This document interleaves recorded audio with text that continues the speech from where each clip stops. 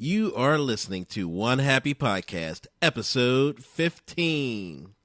People will gather around you. What do you mean Aruba? How did you get a dog from Aruba? Wow, how did we get a dog? And then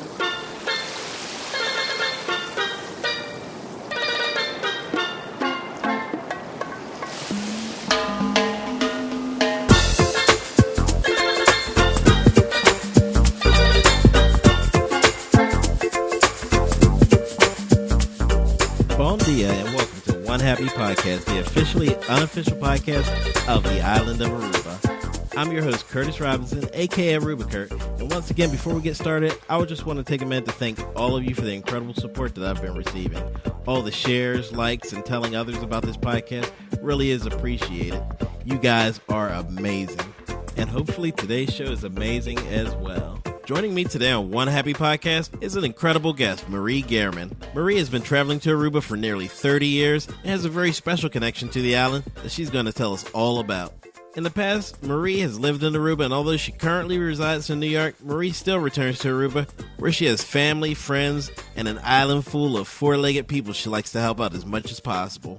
Being an animal lover, Marie loves nothing more than helping the strays that break so many hearts as they wander the streets of Aruba. But enough of me talking. Marie, are you ready to tell listeners all about your Aruba? I am. Why don't you start by telling the listeners a little bit more about yourself? Well, I was working as a telephone operator years ago in New York when we used to be able to dial 0 and just get an operator. That was my job. And my best friend called me one day and told me that she had a vacation in October and that she wanted to go to Aruba.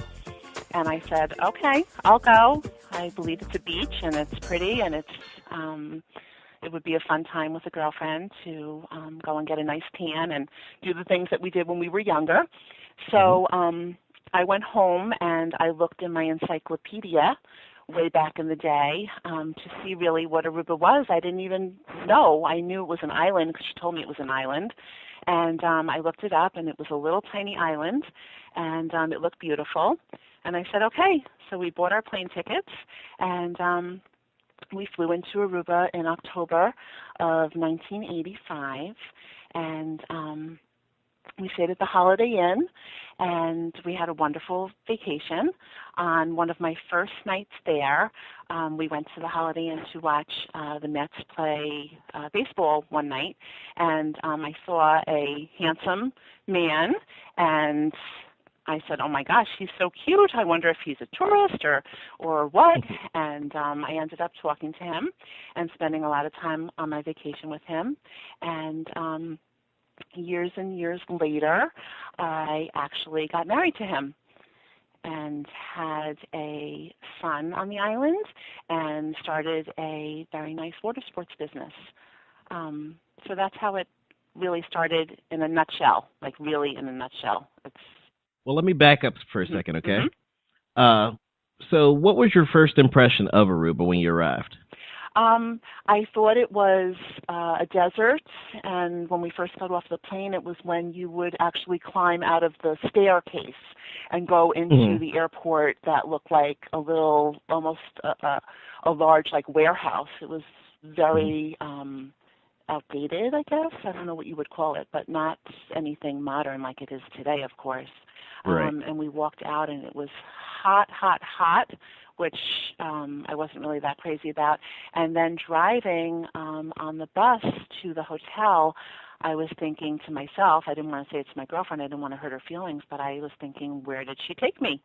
It's a desert, it's really ugly, it's dusty, it's hot. I was really young, I didn't know any better, I'd never been out of the country. I was not too impressed at all.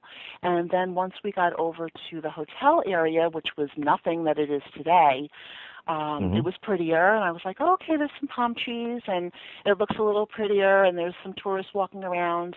And then we got into our room, and that was, nothing fancy. But then we went out onto the beach, and I was like, okay, this is where I want to be. So, I made it happen. So what would you say is the specific moment where you fell in love with Aruba? That moment when I walked out onto the beach and there was only a few hotels. There was the Concord at the time, which is now, I think it just turned from the West into the Rio now. They just bought that piece also. So there was the Concord. There was the Aruba Grand, which is part of the Rio now. It was just a little tiny pink hotel. There was, oh my gosh, one piece of the Playa Linda and the Holiday Inn, and maybe the Americana, which I believe there was just one of them, and it was the Occidental. It's the Occidental now. So there was just a handful of hotels, and the beach was empty. But the sand and the water, I had never seen anything like that. I had always been traveling to Fort Lauderdale in Florida my whole life, which was a beautiful family vacation, but it wasn't like that. I never saw such blue and white, and it was just amazing. So I said, wow, I would love to live here, which I think a lot of tourists say when they get there for the first time. Most definitely, yeah. I know I've said it. Yes, of course. But, you know, it changed as I made it happen. I have a whole different view now. A lot of people say they want to make the move to Aruba, but you actually did it. Right. I did it. I met this man, and at first he wanted to stay in New York, and I wanted to go, you know, to Aruba. So at first we actually came to New York and stayed for a while, and I got him a job in Queens. I have a good friend that owns a lumber company, so he was actually driving like big 18-wheeler lumber trucks in Queens, which that wasn't fun for him. And I was a secretary at the lumber company, and we were here for a little while, and then I really wanted to get married, and I wanted to live in Aruba. And so that's what we did. We moved back. Well, we weren't actually living in New York, but we went back to Aruba, and we were trying to think, when can we get married? I wanted to be something different. So I decided on Valentine's Day, which at 17 or 18 years old, I thought that was different. It was not different. So I decided on leap year, because it happened to be a leap year. So we got married on February 29th in Aruba at the port. Okay, so that's when you made the move that so many of us dream about. Because I was with somebody, I was able to do that. You know, you can't, I mean, I guess you can at this point just move to Aruba. I think you can. To the best of my knowledge, it's a bit harder than that. Okay. Yeah, there are all sorts of hoops that you have to jump through. Right, okay. I thought you could. So by being married, I was able to stay there, of course. So I just did it with finding a man. Right. Basically. I don't think that'll work for me. My girlfriend will probably get mad at me. That wouldn't be good. But I know you can stay for 3 months, I would imagine, 3 months and go back and forth. I know a lot of people that do that. Yeah, you can do 6 months total each year. Right, exactly. And you lived there for what, 10 years? Almost 10 years. I got there, and before I was married, I went for a while just as dating, I guess. So I was doing the whole stay there for 3 months and come back for a little while. And that is one of the reasons, too, I think, why we decided to get married, too, because I couldn't go back and forth. But I got there, and being from New York, I lived just, a normal life of New York. I lived with my family, and I had a pretty house in the country. We're about an hour from New York City, and it was beautiful, and I never really thought about anything being so young, about people being hungry or any sort of hardship. I just never had that in my life. I was lucky. But when I got to Aruba, we were poor. My husband's, they just had an average family there, a lot of brothers and sisters, and lots of kids, and but we were poor, like really, really poor. And he worked on the beach for a water sports company, and I think he made maybe, I don't even know, so long ago, but maybe $20 a day, something real crazy. And and I wasn't used to that. Like we would come home at the end of the day to our little apartment, and he'd say, well, I want to buy a pack of cigarettes. So there goes some of the money, and then maybe, and of course, which I'm going to get into a lot, there were a lot of dogs. So I would think, well, we have to buy dog food. And then what, Yeah, I mean, even then, $20 didn't go too far. Right, we didn't have money to eat, and I just was never, I was like, well, what do you mean we don't have money to eat? Like, it was a forced diet, I can tell you that. I lost a lot of weight, and so that it was like that for a long time. And how did you eventually turn that around? Well, it's a long story from the beginning to the end, but being poor, I also realized the animal situation in Aruba, because we lived in a poorer, area. Well, not, I don't want to say a poorer area, but an area where like the real local, old-fashioned Arubian people live. And Right. I saw this horrifying dog situation where dogs were running pregnant, or they just had given birth, and there were puppies everywhere, like abandoned animals everywhere, and they were hungry, and I was like, I don't have money to feed myself. How am I going to feed these poor animals? And I didn't have money to take them to get fixed or to the vet or anything like that. It was really hard to watch, and I was trying to figure out what could I do. So I had made friends on the beach because my husband was working. I mean, my boyfriend at the time was working at the beach, and I made friends with this woman that owned a restaurant called Twinkle Bones, which is a really, really old restaurant that I know people will remember from the early 80s. It was you could just pick, it was almost like a wedding type of place. You could pick prime rib or chicken. And I believe that was all you could choose on the menu. And they had a little show. They would get all the people in the restaurant up, and they would do like a little dance around the restaurant, and people loved it. And I made pretty good friends with this really nice lady from Canada. Her name was Barbara. She also worked at the Natural Bridge, and she had a couple of other restaurants, the Mamas and the Papas, and which is gone also. And I talked to her about the animals, and she was an animal lover as well. And I said, I know that this is a really crazy thing to ask, but do the tourists eat all their food? When they're when you're out at a restaurant, you don't really bring home your food. So she said, no, they usually don't. Why are you asking? And I said, well, maybe I could come there. Hello? I'm sorry. It's fine. Take your time. I thought maybe I could come there and get the food for the animals that are at the dump. So she said, yes, I'll put it in a bag for you at the end of the night. And, it was, as a young girl, I would hitchhike because I didn't have a car. And I would go to the dump, and I would try to feed the dogs, whatever I could. But now with the help of this lady, I would hitchhike at night to the restaurant, and she would give me a really big bag of meat. And, whatever else was left on the plates, chicken and all these scraps. And I would, walk out of the restaurant with this giant bag of meat like a crazy person, and I would hitchhike to the dump. I'm sorry. I just feel like it's so emotional because it was really, it was by myself doing this. And I know the people now that are, trying to help.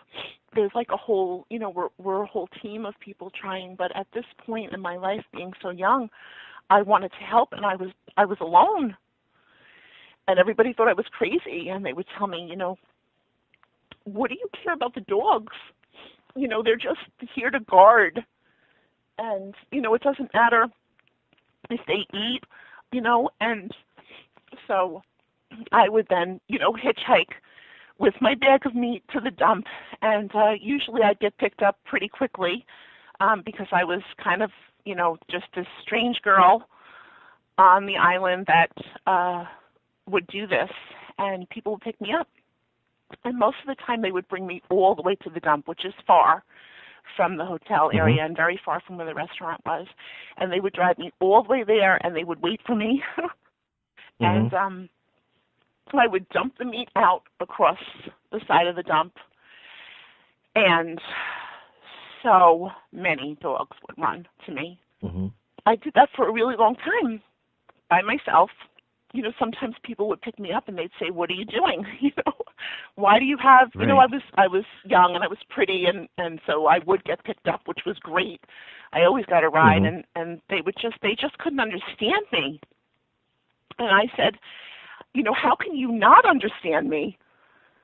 You know, how do you live on this island and watch this happen and not do anything?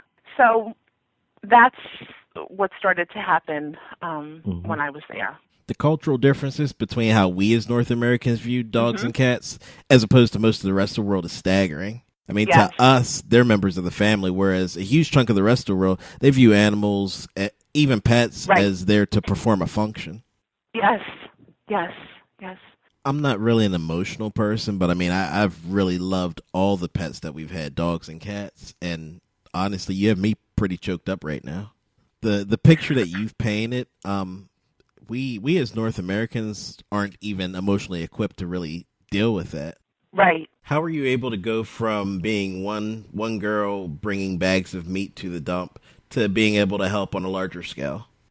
During all of that time, I was able to start a small water sports business with the help of my family. We got some little boats, and we started a little business. And in that time too, I got married, and then we started this little business. And my husband now was also working on the Midushi, which was a big giant sailboat that looks a lot like the Jolly Pirates right now.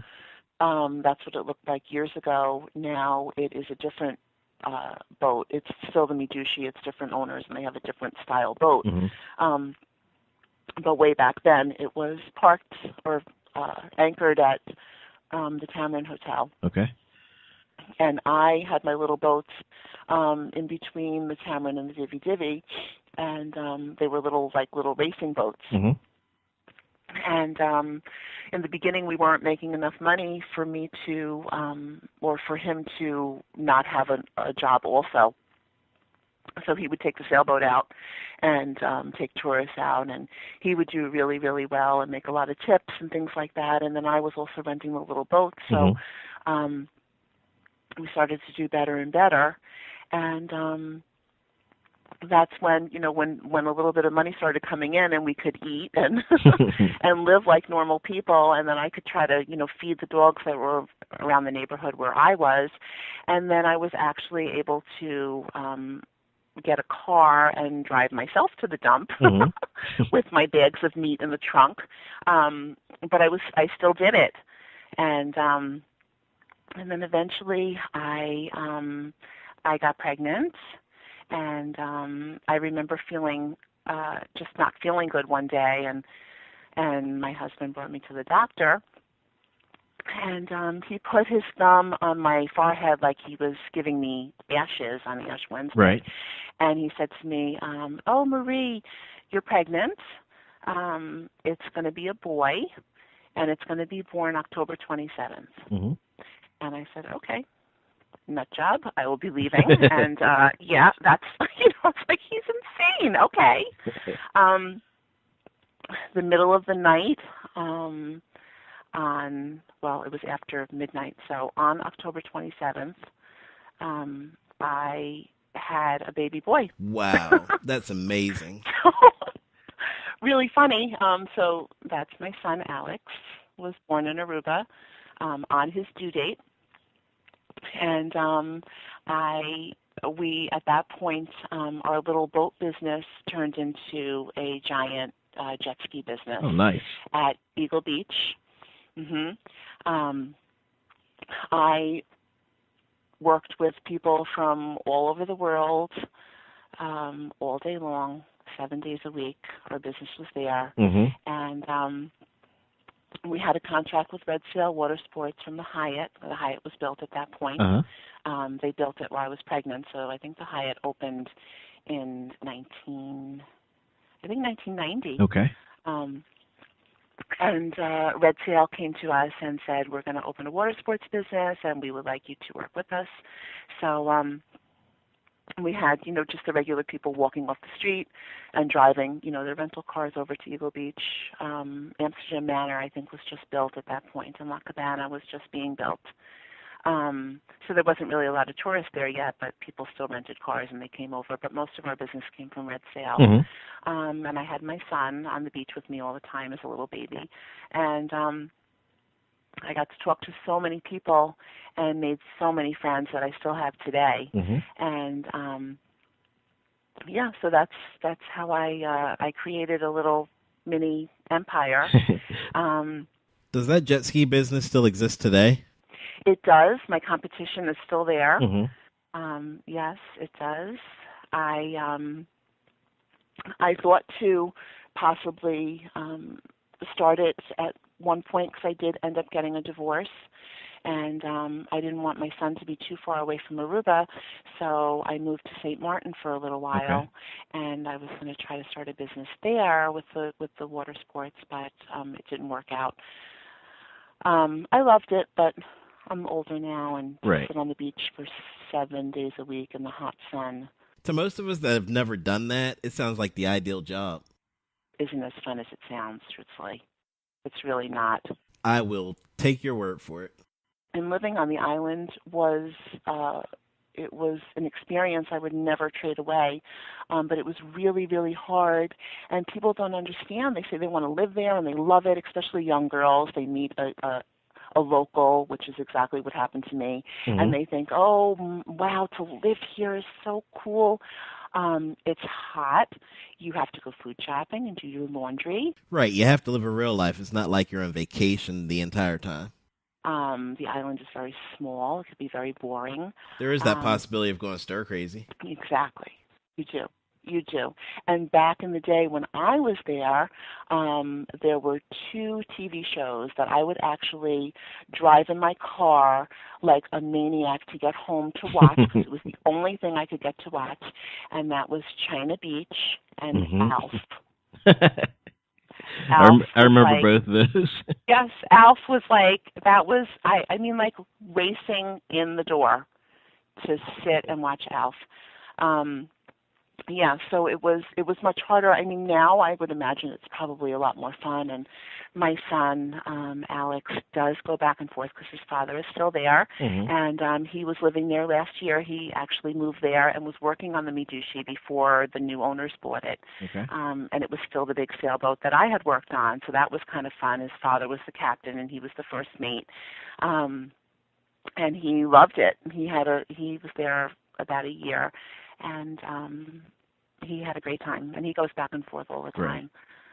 So it was a nice experience to give my son, too. He has the, Aruban roots. Yes, that is pretty awesome. Yes. So now, years later, I ended up marrying somebody else from Aruba, and I live in New York. And we do have a property in Aruba for vacation. And I was sitting on the computer maybe a year or so ago, and I was on Facebook, like we all are, and I came across different organizations in Aruba that help the stray animals. And I just nearly fell over. I said, oh my gosh, people are doing something. I promised when I left Aruba that I would somehow, some way get back there and do what I can to try to help. And I come to find out that it's going on, and there are many people that are involved now in trying to help. So I am trying to help also. And if you stay at my property, I arrange people to be able to transport puppies back to the United States to families. and I give a discount if you agree to do that. I will just give you a discount if you love animals. Just tell me you love animals. Send me a picture of your dog. You have a discount. So, and I find that people do really, really love their animals so much. Yes. And when they see what's happening in Aruba, they do want to get involved. And there's, so many things you can do if you can't transport and you can't adopt. You can donate. You can bring things when you come on vacation. A lot of times people come to Aruba, they come one time, and they will continue to come forever. So put a bed, a doggy bed in your suitcase, or put some collars that you don't use, or some flea and tick medicine, or, things like that you can go over to the shelter and drop off. It's appreciated so, so much. The people that work with the animals, they give 100%. Nothing goes in their pocket ever. Right, and I know that different airlines have different guidelines on what's allowed as far as transportation goes. Like, we fly Southwest, and I don't believe they allow it. Yeah. But Southwest does have free check bags, the first two. Yes. So what someone could do is use that baggage allowance to, bring down extra supplies. Right. Because in Aruba, you don't really need a carry-on plus 2 check bags. Right. Or even 2 check bags. Exactly. So that's what I try to do. And my husband, now being from Aruba, he loves animals and he gets what I do. He's not involved like I am. When we flew home last year, we actually took 7 dogs with us. Oh, wow. We had 3 big dogs that went under, and we had 4 puppies. One of the puppies went off to Chicago, and the other 3 puppies stayed with me, and then the 3 that were under came to New York. And all the families, they were all adopted, and all the families came and met me at the airport. And you would think that I was bringing in free money. They charged me like they were all so excited to get their new pet. Right. It's like it's like adopting a child in people that love animals. That's how you feel. It's part of your family. So that's what I get to do now to try to help after all of those years. Well, we know not everybody's going to transport 7 dogs, which just let me just say that is amazing. But we do live at a time where animal rights are being put at the forefront. So it's important to emphasize that whatever you can do to help is important. Yes, exactly. And I try to tell people, a lot of people are trying to help all the animals that have been born already. And I'm trying to take it in a different direction. I know a lot of the people that are helping the puppies already here don't have time to take on the real core issue of the whole thing, and that is having the animals spayed and neutered. Right, because at some point you really do have to attack the root cause to make real progress. I mean, I grew up watching Bob Barker on The Price is Right, reminding everybody to have your pet spayed or neutered. Right. That's like the main thing that people should be concentrating on. And what happens is maybe the owners of these pets now in Aruba are more aware, and they do take care of their animals, and they do bring them to the vet, and they do get them fixed. The problem is that there are so many that are actually just wandering in the streets that are stray. Those are the ones that are having the babies. And then those babies are having babies. And you see those charts, which I put on my Facebook page like a crazy person. 2 dogs make, I don't even know the number. I put it all the time, but I think it's like 100,000 dogs in 6 years 2 dogs can make. And it's even worse with cats, which is also a whole other podcast.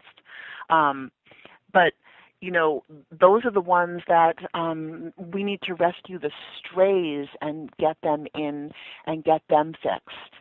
And they also say, how do you help 100 homeless animals get just 1 fixed? And that's a really powerful thing to know, that if you just take your money and donate and fix 1 stray animal, even if it has to be released back onto the island, you know that in 2 months when you go to find the dog again, if it does happen to survive, that it won't have a pile of puppies running behind it. Right, because as great as adoptions are, you're basically just treading water. Exactly. That's exactly what it is. Because the puppies just keep coming at you from every different direction. And I tell the people that I work with, we are running around and spending a lot of money and our time and getting donations, and it's all wonderful. It's all going to the babies that have already been born. But it is, right. But we need to tackle it from the side of having a spay and neuter campaign, maybe having the vets get involved, and maybe doing maybe a spay and neuter, one Saturday a month for the people that can't afford it, or for the people that will actually get out on the island and pick up the animals that are having babies at the Natural Bridge or by Baby Beach, and they're underneath containers at the grocery store and things like that. Have people go and pick them up and bring them to be fixed. Right. Get the puppies and tackle it in that way.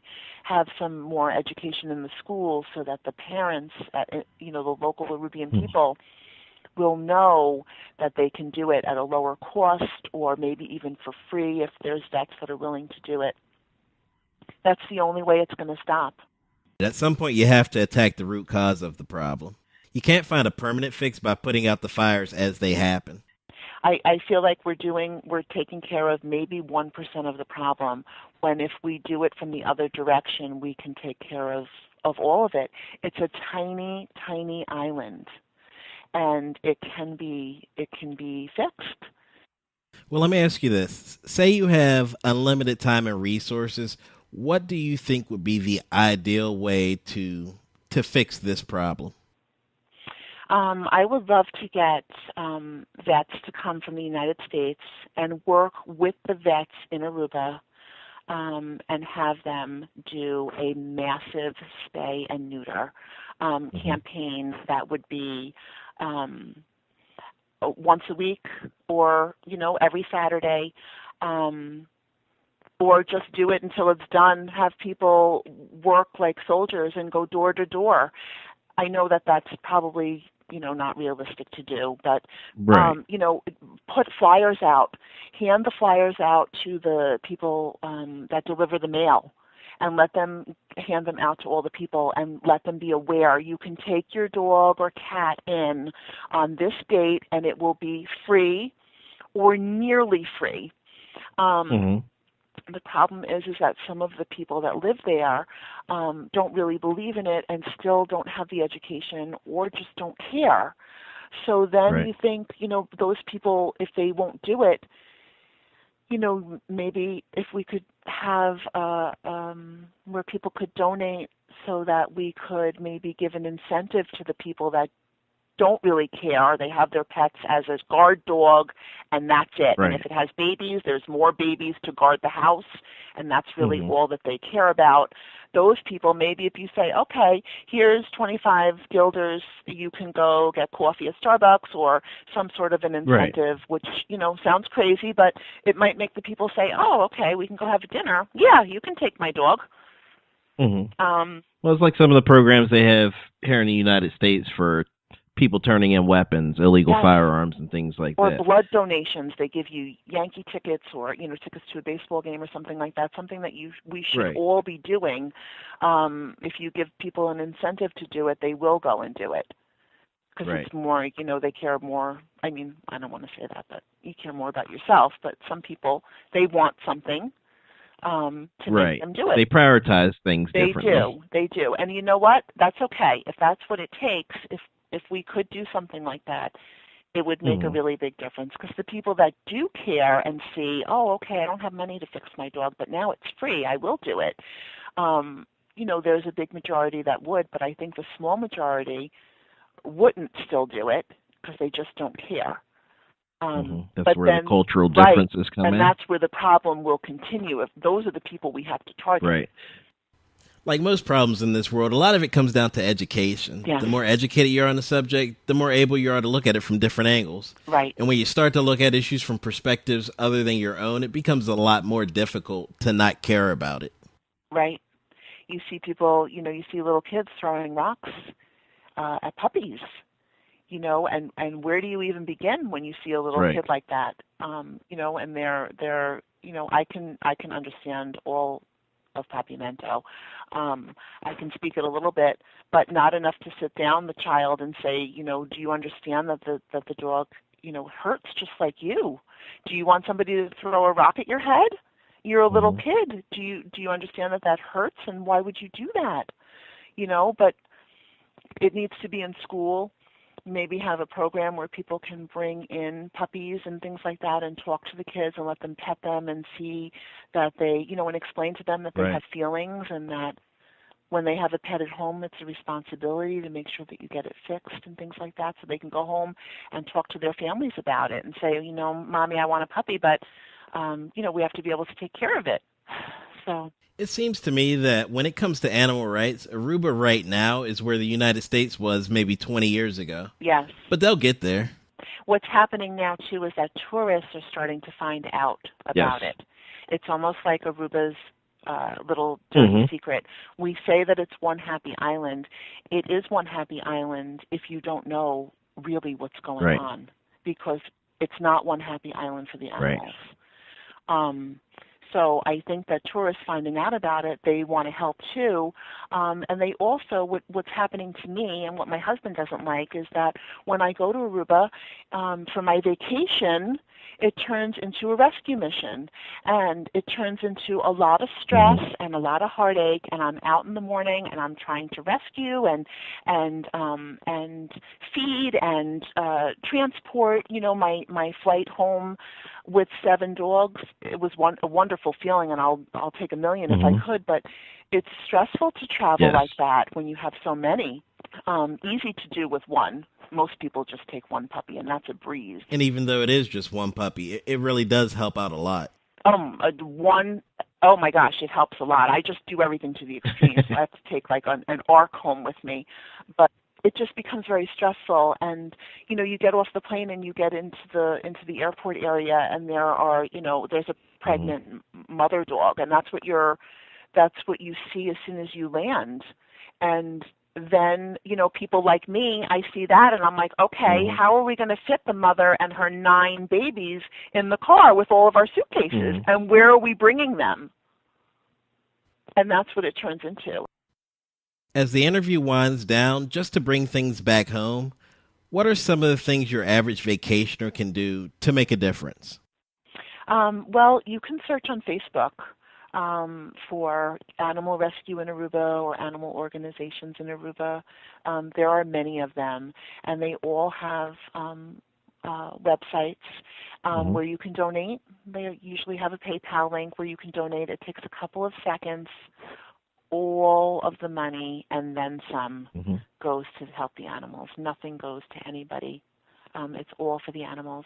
And like I said before, you can bring things in your suitcase, go to the shelter.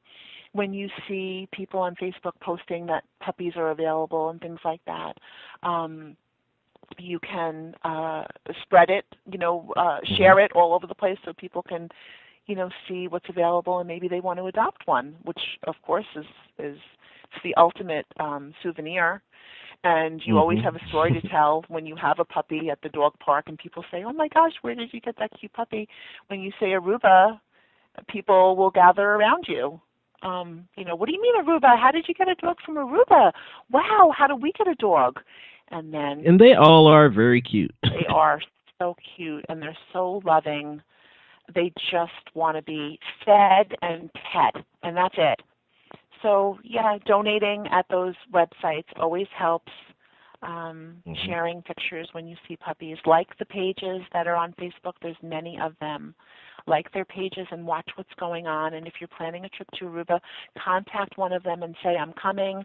I'd like to transport, or I want to, give you a donation, or I have, things that I've collected over the year from, used, even if it's used beds, used collars, anything like that is always helpful. Toys, they love toys, a bag of treats, everything helps. And if everybody does it, it'll really, really make a big difference. A lot of people don't know that they even can do this. They thought it would be hard to travel, with a puppy. Everything's paid for. The rescues pay for the transportation, and you just have to, have your plane ticket. They attach it to the ticket, and the puppy goes on the plane with you. And it usually, 99% of the time, it sleeps because they give it a little natural sedative to relax it, and it sleeps. And then you get off the plane, and the foster, or not the foster, the adoptive parent will be there to pick the dog up. And you're done, and you did a great, great service to the animal. The process sounds pretty straightforward. Now, what I'll do is I'll gather a list of the links to the various organizations so that listeners can visit their websites to learn what they're all about. This has been an incredible interview. Marie, you were a fantastic guest, but I'm going to let you get out of here because I know that you're very busy. So take care and keep on doing the great work that you do. Thank you. Okay, bye. Bye. So there you have it, the latest episode of One Happy Podcast, the officially unofficial podcast of the island of Aruba. While it definitely wasn't your typical episode of the show, in my opinion, it was exceptional. We laughed, we cried, and when it was all said and done, we ended up having an incredible conversation about a subject that's near and dear to so many of our hearts. If you'd like to find out more about the various animal rescue organizations that service the island of Aruba, I'll have links to all of them on the show notes page that accompanies this episode of One Happy Podcast, which can be found at onehappypodcast.com/EP15. Now, if you want to help the show grow, the best way to do that is to like and share our posts on Facebook, leave positive reviews on iTunes, and of course, word of mouth still works. This week, I'll be rolling out an awesome new voicemail feature that'll let anyone be part of the show right from their browser, so be sure to be on the lookout for that. So, once again, thank you for spending the last 40 minutes with both me and Marie, and until next time, hit the music.